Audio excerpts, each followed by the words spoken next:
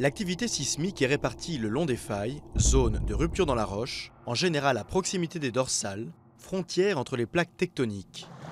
Ces immenses plaques se frottent, entrent parfois en collision, s'enfoncent l'une sous l'autre.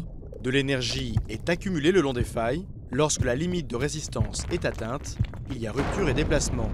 L'énergie accumulée est libérée, un séisme se produit. Après la secousse principale, des répliques se produisent. Elles correspondent à des réajustements des blocs voisins de la faille. Ces frictions provoquent des secousses quasi permanentes, généralement imperceptibles par les humains. Les zones sismiques les plus actives dans le monde sont situées en Asie, au Proche-Orient, en Afrique du Nord et en Amérique.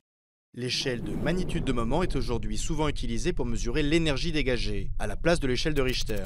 Théoriquement illimitée, elle n'a jamais dépassé 9,5 depuis 1960 au Chili. L'intensité indique les conséquences du séisme en surface. Elles sont déterminées par l'échelle macrosismique européenne qui comporte 12 degrés. D'une intensité 1, le séisme n'est pas ressenti. Le niveau 12 correspond à une modification totale du paysage. Par la suite, les phénomènes induits peuvent être, entre autres, des glissements de terrain, des avalanches ou des tsunamis.